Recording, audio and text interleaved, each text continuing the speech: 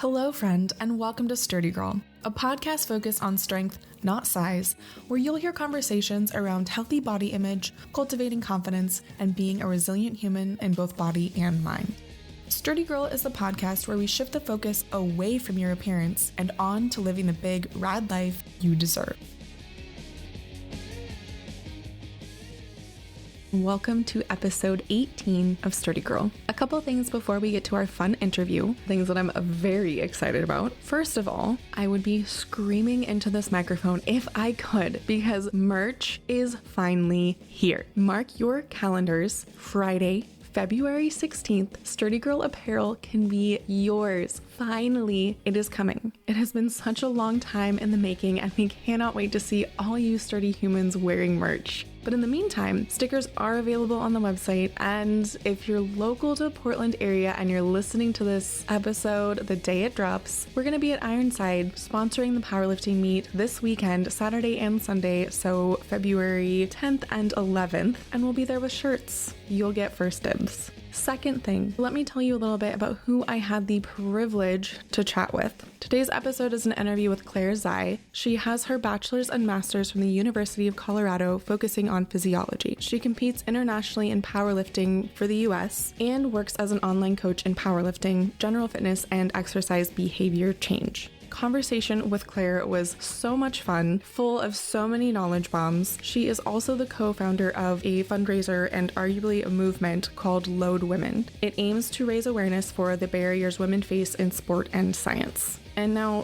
third thing, before we jump in, a fair share of listeners to Sturdy Girl are powerlifters themselves or are familiar with powerlifting. But for those that aren't, a little rundown. Powerlifting is made up of 3 big lifts: barbell back squat, bench press, and deadlift. In competition, you get 3 attempts at a 1 rep max. How much weight can you lift one single time? It's such an amazing sport, and one that has taught me personally so much about physical and mental resilience. So even if you aren't familiar with the sport, you're gonna love this episode.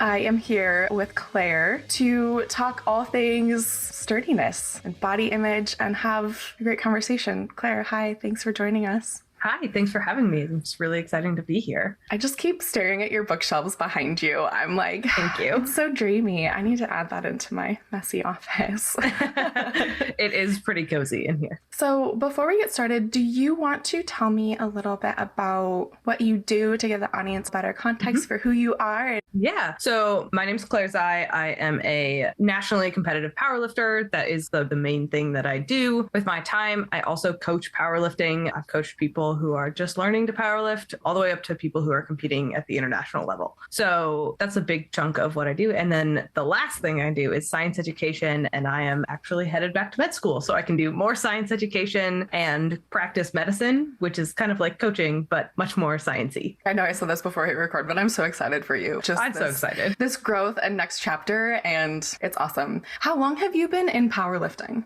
I have been powerlifting since 2018. My first meet was technically 5 years ago, but it'll be 6 years this year. So it's been a while. That's awesome.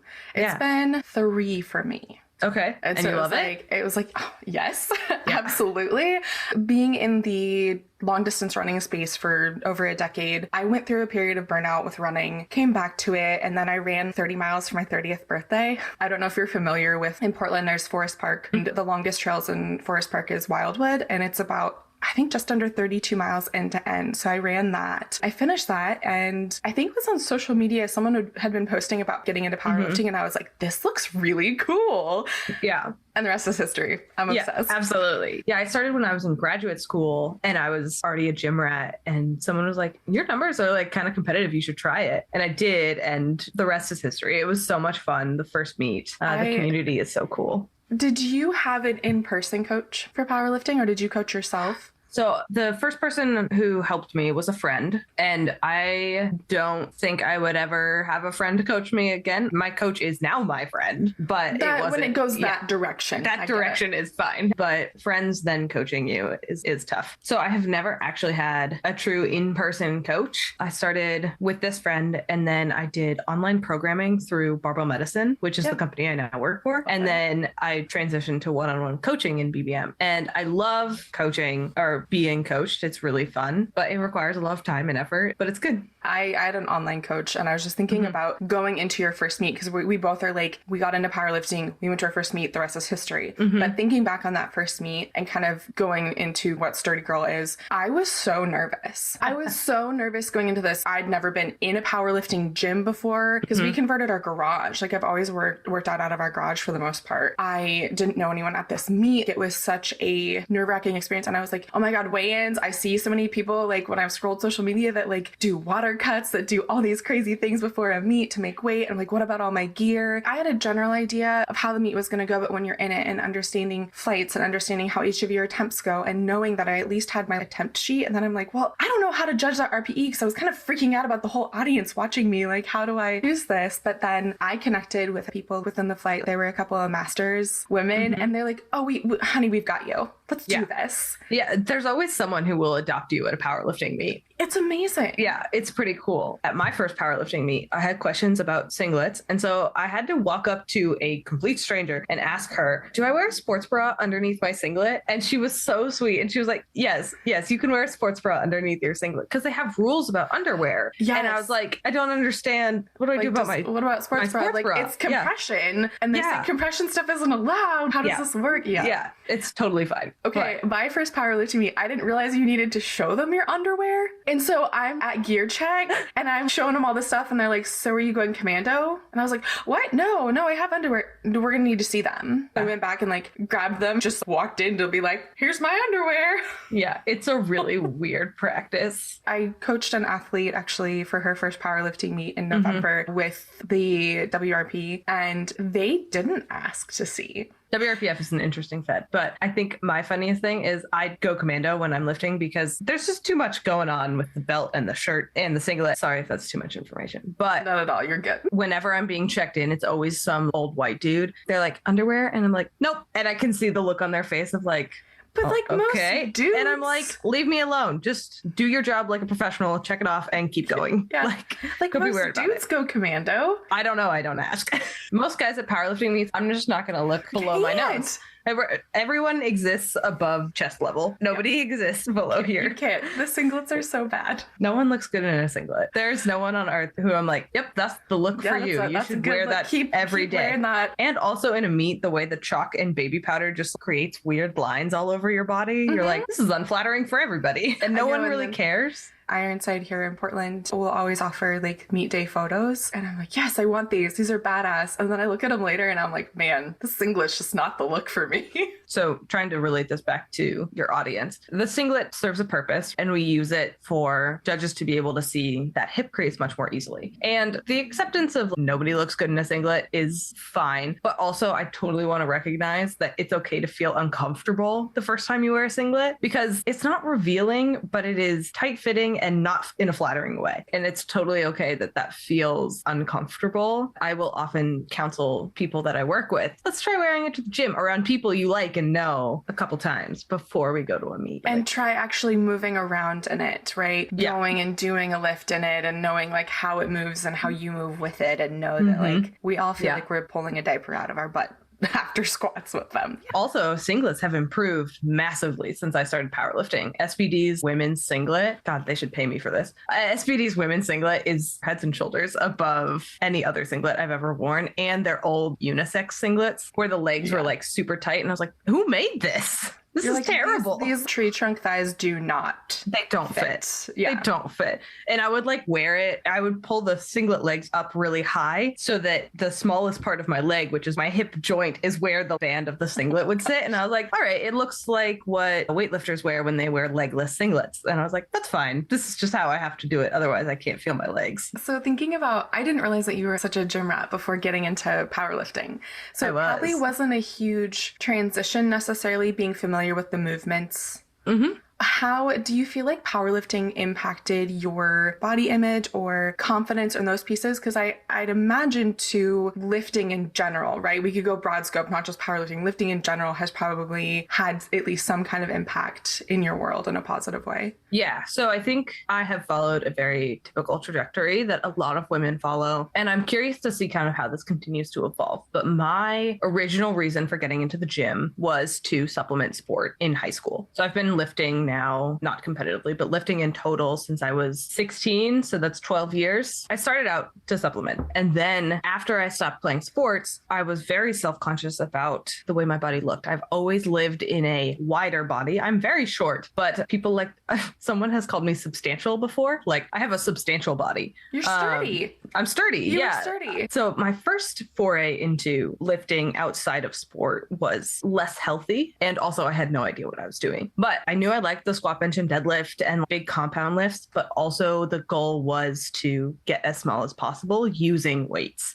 Yeah. And then once I found powerlifting, that has shifted to, all right, care less about body size outside of weight classes, which also complicates this. But then additionally, how big can I get? And so from the time I started powerlifting as a 67 kilo lifter. And just last year did I move to a 76 kilo powerlifter. I've done everything from 67, 72, 67 and a half, 69. All of those numbers, like that's where I've lived. And by the end, I was having to cut down really, really far in order to achieve 69 kilos. And that was the last weight class I did. And now that I'm 76, I still feel the impacts of that body, how that body looked at 69 kilos, like when I would weigh in. Today. I still do that comparison, even though I'm a very healthy, normal weight for my activity level. I don't think that comparison necessarily ever fully goes away. It's gotten better for sure, especially when I was in that cycle of cutting and bulking, where now I just live my life. I don't step on the scale very often. I just step on it enough to know that I haven't gained. Like I'm still within my weight class. I got a DEXA scan before one of my meets because I wanted to know. Going from 11% body fat up to like 18, that swing is wild. So going from as shredded as I can be, about capable to step on a bodybuilding stage versus living in a normal, healthy body, those comparisons were very, very hard and would impact me a lot. And now even I sometimes will look in a mirror and be like, all right, you don't have a six pack anymore, but that's okay. You are happier. And even though I do this as close to a professional level as you can get in powerlifting, this is a normal interaction that I have with my body. And it's not my fault. It's not anything wrong. It's just like, these are natural things that happen when we live in the society that we live in. Absolutely. Right? And anytime our body changes, whether it's for better, for worse, bigger, smaller, less body fat, more body fat, there is a period of what happened. How did this change? Or the period of the shoulds. I should look this way. This is how society, like you said, I don't have a six pack anymore. Society promotes that as the ideal healthy thing. And I think you can probably speak pretty big on this when we talk about what health means. And so much of society is like, well, you need a flat stomach, you need a big butt, you need this and this. These are the healthy things to do. Here's how we promote what health looks like. It doesn't have a type and it doesn't have a body size. You're talking about growing up being shorter and living in a substantial body. I'm taller, I'm 5'9", but I've never been in a small body. I have never been in the size 2s or anything like that. And learning to accept that, you know, being in a marathon running shape was a lot different than powerlifting and adding back in running. And what that looks like, that discrepancy of like, well, my clothes fit this way when I was running 40 miles a week and eating this way and doing these things. Well, now that I've added in powerlifting, I have more muscle mass. I did a DEXA scan in 2019. And then I did one 2 years into powerlifting and my body fat percentage was relatively the same, but I had gained 11 pounds of muscle mass. Mind blown. But clothes fit different. It messes with your brain so much when you're like, well, I'm doing these things because it's making me stronger and feel healthier and feel these ways. But that discrepancy of pulling on, for me, it was scrubs. I'm like, I wear leggings a lot of the times, you know, and so it's like, but pulling on my scrubs, which are generally forgiving, but being like, oh crap, I like busted the seams in the thighs. Oh, my quads are a lot bigger. Okay. It's a good thing, but to be able to accept that, well, shit, now I have to buy new clothes. It's not a cheap problem to have, right? Something that I think about a lot in this kind of like, all right, my body's changing, especially within powerlifting. I do believe that, especially for women, you're probably going to go up a weight class eventually. I went 5 years without changing weight classes, like up a whole weight class. But now I live at the top of the next weight class. It took me 3 months to get there. it was almost immediate that I was just like living at the top of the next weight class. And then I realized I had to cut through an entire weight class in order to compete at the level I was competing at. And that's totally fine. But what I started to realize is this is not a sustainable lifestyle for me. And that's often what I go back to for health is what is sustainable? What is my biggest goal? What is the smallest step I can take to get there? And then is this step sustainable over time? And that is how I've worked on developing health for myself and for clients that I work with. Yeah, I like that sustainability piece because that goes right into you're talking about cutting for powerlifting, but that goes into kind of the diet mindset too, where there's all these fad diets. And when you come back to like, is this sustainable? Sure, you're changing your body, maybe you're losing weight, whatever, but is that sustainable? Because yeah, cutting an entire weight class to be meet prep ready sounds miserable. And for individuals who don't know, cutting that weight class for me is 7 kilos, which is almost 15 pounds, and just continually doing that, which again, I don't want to demonize cutting in any way. It does serve a purpose. And even dieting can serve a purpose. Losing weight intentionally is not a bad thing, but do the changes that you've made, can you keep up with them forever? Because that's the lifestyle change that you're implementing forever. And for me, it was starting to be, I can't hang out with my friends. I can't interact with my work and complete my work in a way that I would want to. I'm tired all the time. All of these things were impacting my life, right? And preventing me from living my life. Like you said, sustainability. And I love that you said that there's nothing wrong with intentionally losing weight. I think that you have these two sides, and this is something that we talked a lot about in season 1 of the podcast when we talk about body positivity. And that means you need to love yourself. And that means you shouldn't want to change your body because you need to love it just the way it is. And you're like, there's more nuance there. Yes, there is a certain level of acceptance for your body because you can't hate yourself into change long term. But then it's going back to there is nothing wrong with wanting to lose weight intentionally to support the life that you want, the activities that you want to do for a level of health because you're working on certain metrics to improve, like blood sugar levels, blood pressure, decreasing risk for different diseases. Right? There is a point to that. And I think that that's something so important to talk about. I have done such a deep dive into so much body image research. And it is wild to me how one blurb of research can get blasted in the media, not just social media. And then it turns into this, well, if you loved yourself, you wouldn't try to lose weight. I can talk for days about science communication within both the social media sphere and the general media sphere. It is sensationalized. That's a great way to put it. I really like that term, sensationalized or just wrong. Just so much of it is wrong, or this is not a word, but aestheticized, like based around a certain aesthetic. And it's just, how do you spin it to support what you want? Or the people who learn to, I just talked about doing body image research. I do have a bachelor's in health science. Learned how to properly read research, ask the questions, right? But the people who think they can read research and then they'd read one study and then are like, well, this says this, so this must be true. And then you take off with it. I was just thinking about the sensationalizing of health. I'm drinking my coffee right now. And I love how every other week, coffee's good for you. Coffee's bad for you. Coffee's terrible. It's great. It's just caffeinated bean water. Your partner takes it very seriously though. So I don't know if he would appreciate you calling it bean water. He calls it bean water. Does he? Okay. Yes. Okay, so 2 things. My partner, Cody, he appreciates coffee and enjoys the art of coffee. He can do his own thing. But also for coffee from a health standpoint, like all things, the poison is in the dose. So if you drink too much water, it can kill you. Yeah, exactly. You can die from drinking too much water. So that's the problem with science communication, is making it nuanced. And in our current sphere, it has to be interesting. And short form content is important. And being able to distill important topics down into bite-sized pieces, that's a true skill, which the media does not have time. I will not blame the media for this. The media just doesn't have the time to learn and distill it. It is actually scientists' responsibility to learn how to communicate in understandable ways. And I think we are currently going through the process as a society of scientists learning how to do this. And that's partially why we're struggling so much, is we're watching this process happen in real time. Just learning better science communication. That's huge.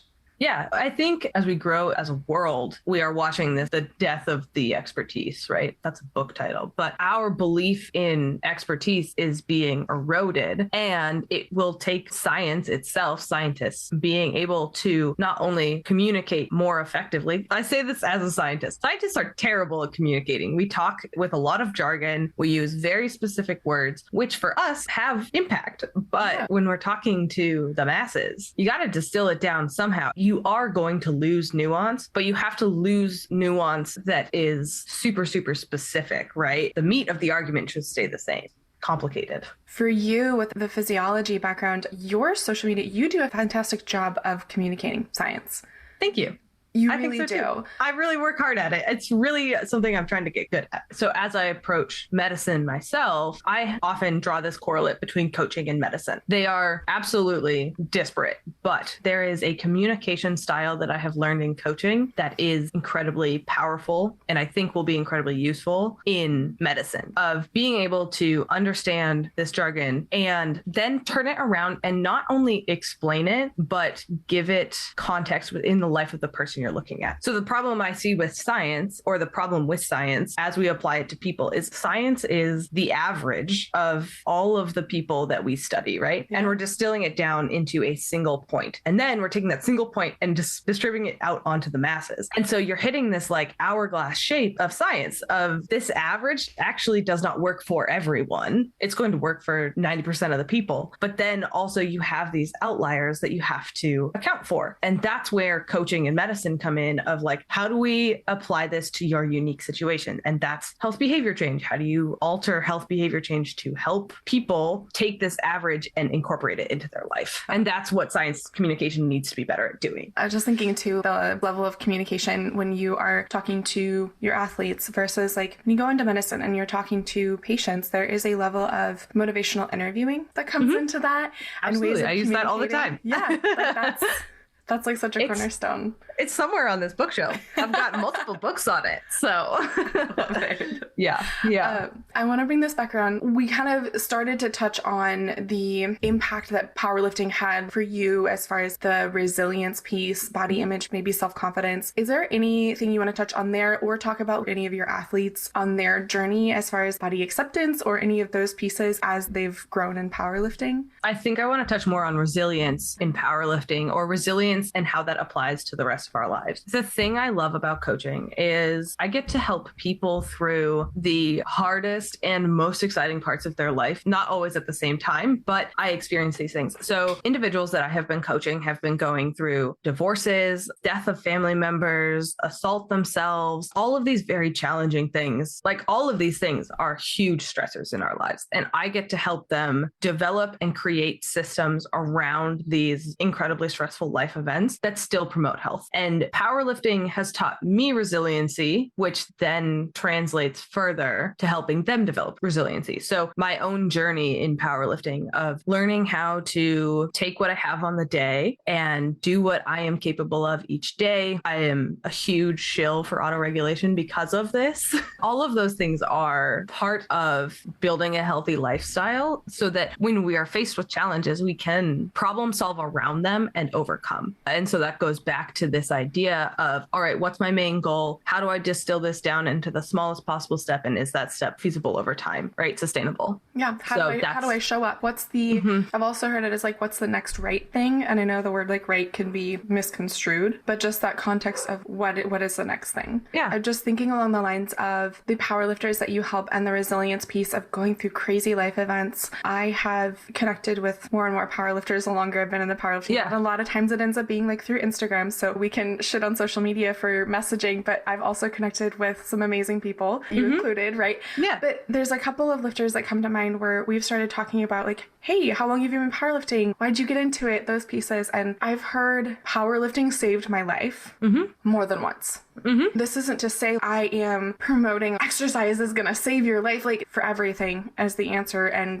develop an unhealthy relationship. I have to be clear in that. But more in the context of when you're going through really hard things. My husband lost his dad 2.5 years ago. It was his best friend. Either we were at his house or he was here 5 nights a week. We lost him suddenly and unexpectedly, and then we dealt with his entire estate ourselves. It was heavy. It was hard. Grief is something that lasts so much longer. It lasts forever, and learning to navigate around that. Powerlifting was my solace. Powerlifting was the place that I was like, I really feel out of control of how to manage all of these things. I can step foot into my garage and pick up a barbell and know that I can do hard things.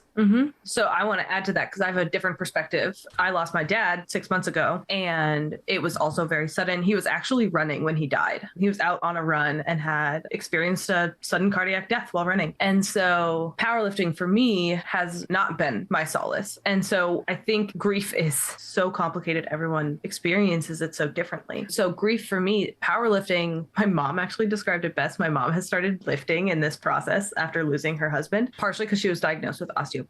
But I was like, do you want to try squatting? And she goes, nope, I'm carrying too much right now. That feels too heavy to put that on my shoulders too. And I was like, oh my God, Mom, that's how I feel. It feels so heavy sometimes to walk into a gym. And I am telling this story just to give other experiences. My experience with powerlifting after my dad passed away was, yep, I know I can do hard things, but also right now, I don't have to do hard things. I am going through and this is the thing that's so hard about stressors outside of the gym, especially when you really care about lifting, is those things they might take a step back. They might sit on the back burner for a while. Yeah. Powerlifting has been on the back burner for me for 6 months because the idea of going into the gym and lifting heavy right now is really hard. And over time, that has gotten better. I didn't lift for a month after my dad died. I literally could do almost nothing. I couldn't work. I couldn't do anything. Just the world felt like it was falling around me all the time. I had to relearn how to eat. I didn't know how to eat after that. I had to relearn that you have to shower every day. It was a process of, on days where I feel bad, I probably need to go take a shower. These are things that adults know inherently. By the time you're 29, you should have this figured out.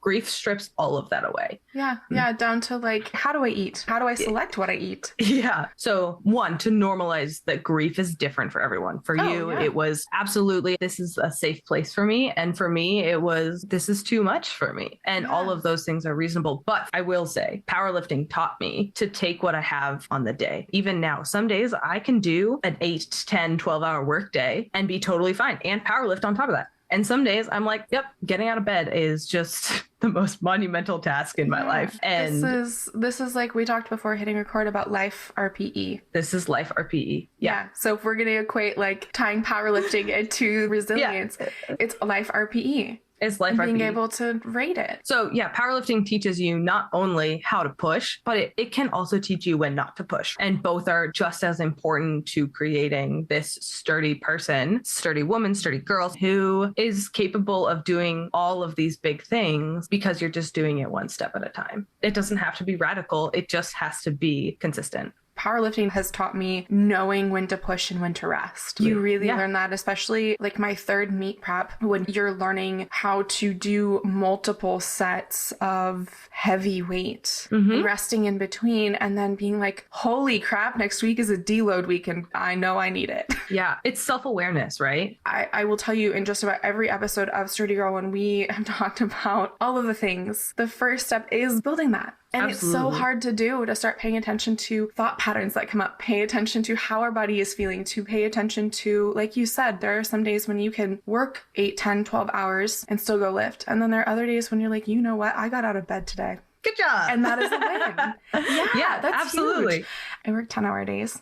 And there are seasons when 10-hour days and coming home, eating a snack and then lifting. Totally fine. Yeah. And then there's others when you talk life RPE where I'm like, nope, this isn't happening. Yeah. There is a reason that I push back so hard against the nose to the grindstone style of communication is because that is totally a fine thing to do sometimes, but it is unsustainable for the long term. We hopefully will be on this earth for 80, 90 years. And if so, what is sustainable for 80 or 90 years is not nose to the grindstone. It is self-acceptance. awareness and understanding and the ability to ask yourself, hey, what is the role that I can play today? Like, what can I do today? And something that I often also incorporate into this is my feelings. I have an interesting view on feelings. I don't believe that feelings are true. I believe that feelings are signals about something else I need in my body. So when I'm really, really sad, I probably need to take a shower. That's fair. So like, that is how I conceptualize those things. I recognize that that is sometimes a little severe, but if I'm happy, I don't need anything. That's what that's telling me. But these feelings are normal and they're signals for me to recognize like, yo, you need to shower. There is something coming up here. Yeah, That does take a lot of self-awareness over time for you to understand like, okay, I've got the big sad. Like what? Big sad. Like, where is this coming from? Yeah. I know that like I'll get grumpy and I can be so caught up in my own stuff, and having a partner who understands me sometimes better than I will understand myself, and he'll be like, you need to go eat. You're being hangry. You're being hangry. Here's a absolutely. snack. Or he's like, it's been a few days since you've run. Maybe a short run might help you feel a little bit better and clear your headspace. And I'm like, you're probably right. You're probably right. Speaking on just this piece of, we talked a little bit about dealing with grief in different ways and talking about like recognizing feelings. Can you speak on the mental health piece of everything you had mentioned before we hit record, just kind of the journey you've been on in recent months? So it's partially the grief, but then also relating. So I have also been diagnosed with grief-related depression this year, which grief is, if you have never experienced grief, is a completely new emotion, or it's a completely new experience and is unlike any experience I had ever had. And I find that most people I interact with who have never experienced grief don't get it, don't get the severity of that grief. But depression on top of that, oftentimes I see the way that we talk about fitness and health relating to mental health. Yes, it contributes to a healthy mental state, but it is not a cure-all. Exercise is not medicine. It's part of a healthy lifestyle, but that doesn't make it medicine. Your workout isn't therapy. It's not therapy. Yeah, that one irks me a lot. But also, I don't have the education or vernacular to speak on that. But having gone through therapy and having lifted a lot in my life, they are different. They serve different purposes. They are both part of building mental health or creating a healthy mental state, but they are not the same. Just like exercise is not medicine. And I say this after my dad passed away while exercising. Like, exercise will not save your life. It promotes a healthy lifestyle. It promotes good outcomes for you long term, but it is not curative. And it is not the only thing we need to be focusing on. This is a multimodal approach to health from all angles. I like to think about it how we treat cancer. When you do radiation, you're radiating cells from multiple points that all converge into one center, right? So that all of those things don't damage the cells around it. We're doing the same thing with health. Not one thing is going to just pop you up into a healthy lifestyle. It is pulling in all of these different sides in order to promote health, because otherwise we overwhelm something and it breaks. So we have to pull in multiple small bits in order to sustain life. I think about when I became a personal trainer and wanted to talk about exercise. And I remember this post that I made, and it was, health isn't complicated, but it's not easy. And it was like, just do these things. And it's one of those, like I said, when you know better, you do better. But looking back on that, and I'm like, there are so many pieces that go into health that aren't just like, hey, eat more plants, hey, drink water, you need to sleep well, manage your stress, like all of those things that go into that. Because like you said, if you hone in on one thing, that one thing isn't going to save you. It's like when you get new superfoods that come up every couple of years. Oh, acai is going to save you. Kale's going to save you. All the antioxidants. And you're like, that's not actually a singular answer, but okay. I like to think of it as health is complicated. A healthy lifestyle shouldn't be, but it's the application of the healthy lifestyle that makes it complicated, because all of the stressors we have in our lives, that's why I will never be out of a job, is that no matter how many people I help, there will always be more people who are struggling with these challenges around exercise, because as our lives change, we approach new challenges. And hopefully coaching teaches you the skills that you need to be able to handle it on your own. But everyone needs to learn these skills from somewhere. We go through different seasons. Yeah, absolutely. Yeah. I think one big aha moment for me recently, I was reading a book called The Good Life, and it is from Harvard researchers for the, oh my gosh, I think it's just called the Harvard Study. of their longest study. It's like 85 years now, where they follow people through their lives and kind of check in on life fulfillment, levels of thriving, happiness, those things. And it was fantastic. But the main message of this book was one of the biggest determinants of long-term health and thriving isn't your diet. It isn't your exercise. It is the quality of your relationships. And I found that really interesting because it's not something that is talked about. So when we go back to mental health, they talked about the impact of relationships on mental health as well. And that's something I think that gets forgotten, especially when we go back to talking about like the social media space and all of the misinformation that gets promoted. It's all about like how much you exercise and what you eat. But those are just modifiers. Yeah. But the quality of your relationship. So it's like, who do you surround yourself with and spend time with?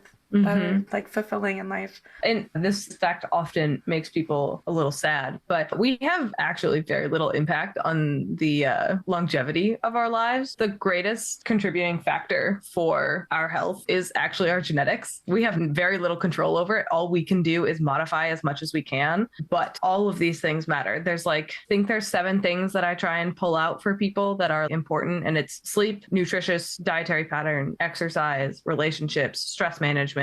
I don't remember what the other 2 are. I'd have to look it up. That's okay. But those things are not complicated in and of themselves. It's just the application of them, like I said, that's complicated. And the nuance for each person is tough. Yeah, I think pulling this back just a little bit, just in the context of we have control over these things, but like you said, biggest determinant is genetics. How are we living a life that's sustainable, enjoyable, and the one that we want? Absolutely. Because I think there's something positive to be garnered from the fact that you're like, longevity at the end of the day is mostly determined by genetics. I'm like, cool. I'm just going to keep making these decisions knowing that I am doing what I enjoy most.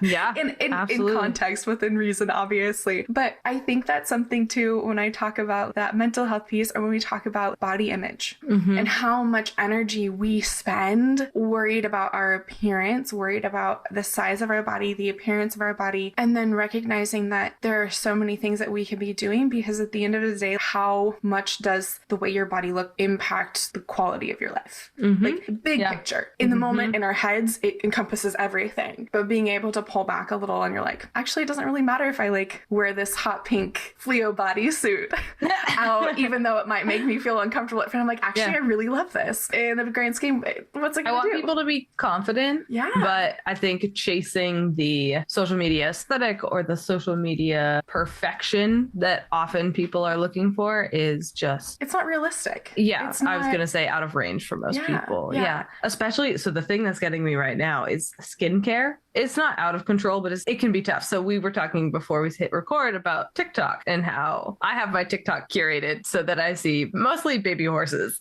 because they make me happy. And it is a space where I can kind of escape from the hellscape that is Instagram for me, because sometimes it has some pretty tough mental health challenges for me. But on TikTok, there's this whole craze about skincare. And I have really bad chronic acne that I have worked really hard with skincare to take care of. But now I'm seeing these make sure you never get wrinkles. And all of these things that I'm like, okay, what is the line between being confident in yourself and chasing the impossible? Yeah, and chasing what people are currently promoting on social as ideal.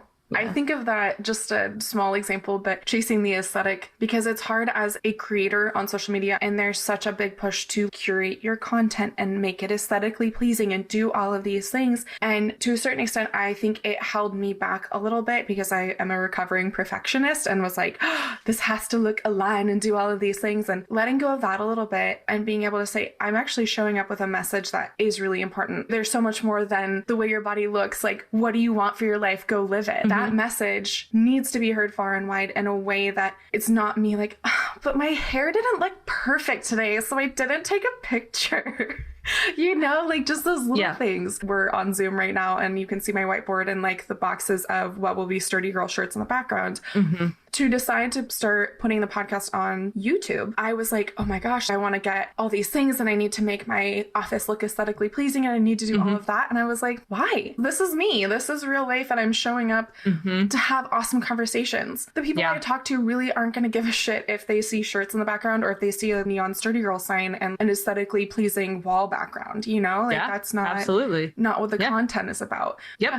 Totally agree. I think for me, it's often also this idea of of, I don't want to have to tell you that that's what I'm doing. I'm just going to do it and hope that you catch on. So going back to body image, now that I'm a little bit heavier, my clothes don't fit the same way. But also when I bend over, I get some tummy rolls. And I don't want to have to tell you that I'm doing this because I want you to be comfortable. I'm just going to be comfortable in my body and exist in it. I don't think anyone has noticed except for me. I notice it and I like sit at my computer and I'm like, do I want to cut this frame? And I'm like, nope, just keep going. I have too many things to do to worry about this. And I think it's important to just not even mention it. Obviously, we're talking about it now, but like in the scene of social media, I don't even want to bring up that I have a body. Let's just pretend I don't. Let's just pretend I'm a talking head, even though you see my body all the time, right? But just not needing to draw attention to it. Mm-hmm. Yeah. And I think this is actually something that I should have mentioned earlier about powerlifting that I think is so powerful. Pun not intended. Powerlifting has given me the ability to reclaim my body as my own. It does not belong to anybody else. And that reclamation I see for a lot of women. It's not just the reclamation of our bodies, but it's the reclamation of our ability to build strong relationships and bodies and do big things. And I want more women to be able to see that for themselves. But this reclamation is super powerful. We just don't talk about it that much. That's a lot of what powerlifting was for me too, was realizing that I went from this long distance running space of you don't look like a runner, you're not small enough to be a runner, while first running coach told me I needed to lose the last 5 to 10 pounds and that I'd actually achieved the race goals that I had, to getting into powerlifting where yes, does weight play a part in being in weight classes and making those selections, but at the end of the day, knowing that you get to reclaim your body as your own and go in a way that you're showing up for yourself. And for me, it was like, okay, maybe I see my fat rolls as a little bit more pronounced, which, yeah, I don't need to promote on social media, but it was a struggle. Like you said, when the clothes start to fit a little bit differently and all of those, because it was such this two-part of my body is changing, it's really uncomfortable, my clothes don't fit, but at the same time, like, holy crap, I love what I am doing. Absolutely. And being able to reclaim, like, I get to decide what I want for my body. If I'm going to show up in life, on social media, whatever it is, as me. And there was a lot more acceptance. I think that's the word. I'm like, what's the word I want here? Acceptance versus fighting against, I don't look like a runner. I don't look like this. I am who I am right now in this moment. And I'm going to show up. By not announcing it or normalizing it, right? Yeah. Because when we announce it, and I think about this in lots of terms, when we say women can do hard things, just like that has been a very common thing. Glennon Doyle said, you can do hard things, right? But has become women can do hard things, or women can do anything a man can do. What we're actually saying, or what I hear, is men are the normal, or skinny is normal, and I'm okay. When in reality, if we just live our lives and we don't acknowledge normal, it's all normal, right? So instead of giving power to this notion, even the argument that that would ever be feasible, we just go about our lives and do the things that make us happy. And that is normalizing in and of itself. We don't have to actively normalize it. It normalizes if we just do it. This is kind of one of the main pillars of Sturdy Girl, if you will, is shifting the focus away from our parents and on to living that big life that you want and deserve. It is. You're taking away that time and attention from like your appearance and how it looks and what it is to, can I do the things I want to do? Can I enjoy the life, whether that's powerlifting or hiking or being able to get up and down off the floor to play with your grandchildren? Can you do the things? Yeah. I struggle a lot with some of the messaging currently that does continue to pull back to the old normal. And I'm like, if you just don't talk about it, it actually goes away. And if you just do things the way you want them to be, like, we get to actually change culture. We are part of culture. So I'm just going to change it myself by being myself. I was going to ask if you had one tangible takeaway for the audience to like live their best life. And I'm like, this is actually it. That's it. That's the tangible. It. Yeah. You don't have to call attention. I'll say one more thing and then I have a few rapid fire questions for you so we can kind of wrap up because I want to let you get back to your day. But I was just thinking in context of drawing attention to our bodies on social media.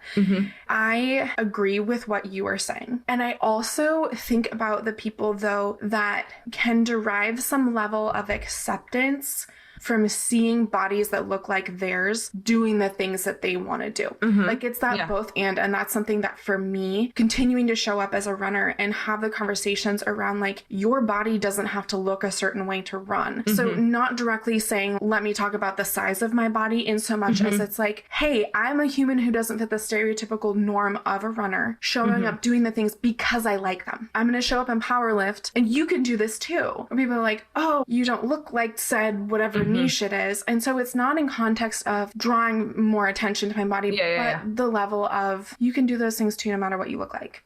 Honestly, we are saying a similar thing. For me, it is a shift, not a difference. So like it's a shift of saying, I want it to be normal that all people lift. Yeah. Instead of, I recognize that it sounds like I'm disagreeing with you, and I'm not. And I'm struggling with the words to like draw our arguments together, because they are the same thing, but it's just like a different way of talking about it. Yeah, so like when someone brings up to me, hey, I don't look like you, can I still powerlift? Absolutely. Then we'll talk about body shape, right? But until that point, I'm going to continue to just do the thing because that's what my body looks like. And I think for different people in different phases, both of those are useful. I just want to see more women talking or not talking about body image. And I think where just this comes doing the from, things and encouraging the people. And encouraging the people. Yeah.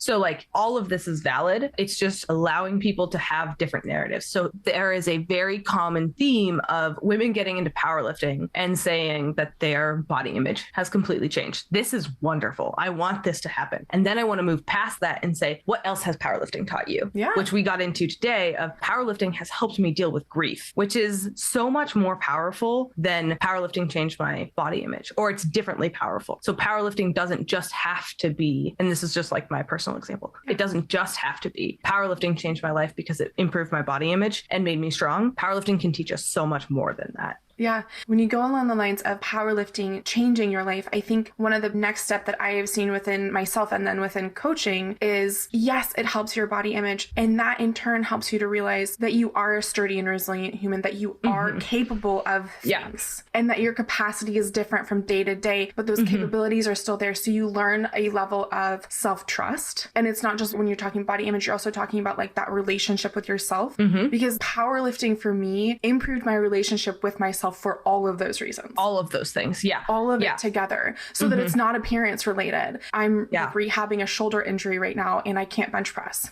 Yes. Absolutely. I can't low bar squat. And that little spiral 2 years ago would have taken my body image and thrown it out the window. Absolutely. Yeah. And for me now, I'm like, I'm going to build some boulder shoulders in this. Yeah. This I'm going to do something else. And exactly. I'm going to do what are something else that I can do and enjoy while rehabbing, and knowing that I'm going to get back to it. It doesn't define me completely. And I want to go back to that. It doesn't define you, but I want social media as a space to evolve beyond the physical. And that's, I think, where we're getting to, that's right? a big goal. Yes. Agreed. Yeah, that's kind of like you and I are arguing for the same thing. And it is just like kind of what is that progression? Yes, I fully recognize that a lot of people need to go through this body acceptance. And then as creators, how do we take it another step? How does lifting then continue to build in our lives, or exercise or painting? I don't care what it is. How does it change your life? But there has to be more than just body acceptance, right? We can talk about more things. It does more things than just that. And I think we've done a good job of covering all of that. This has been awesome. I feel like this brings it back full circle to how we started the conversation. Anything else you want to add? No, I'm ready for my rapid fire questions. Okay. What's your favorite kind of cookie? A peanut butter cookie. Okay. Texture. Crunchy, hard, soft? Chewy. Basically, I want peanut butter in a cookie form. What is one activity that brings you joy and takes your attention away from your body? Reading. Yes. I love to read. I absolutely adore science fiction fantasy. And I'm starting to kind of actually break out of that into more realistic fiction, which has been really fun. What is the number one book you've recommended or given as a gift? The book I've given the most is The Secret Life of Addie LaRue. Loved that book. I relate to it a lot because I love to paint, and I'm just going to leave it there. It's a fantastic book. The book that I think changed my life the most is Viktor Frankl's Man's Search for Meaning. Absolutely one of the best books I have ever read. Also, this all changes depending on who I'm talking to. If we're talking about medicine, it's a different book entirely. But if we're talking generalized. General life, Viktor Frankl's Man's Search for Meaning is one of my favorite books I have ever read. I stayed up almost all night reading it because it was so good. And it is a heartbreaking book, but it fundamentally changes the way you see the world. I was going to say it was a perspective shift for me the first time I read it. So that's awesome. I read it a few months before my dad died and actually suggested it to my dad. And I don't think he ever got around to reading it, but it was pretty impactful for me being able to handle his passing. That's amazing. Get emotional over here. So that is profound. Yeah. Okay, I'm going to segue for just a second. So we're talking about reading. I'm going to need science fiction recommendations maybe after we stop recording, because I can do dystopian, but sci-fi, I've tried to foray into that so many times and just can't get myself there. I have so many good suggestions for you and a lot of queer suggestions for you as well. Yes, please. Yes. I regularly stay up past my bedtime to read, so like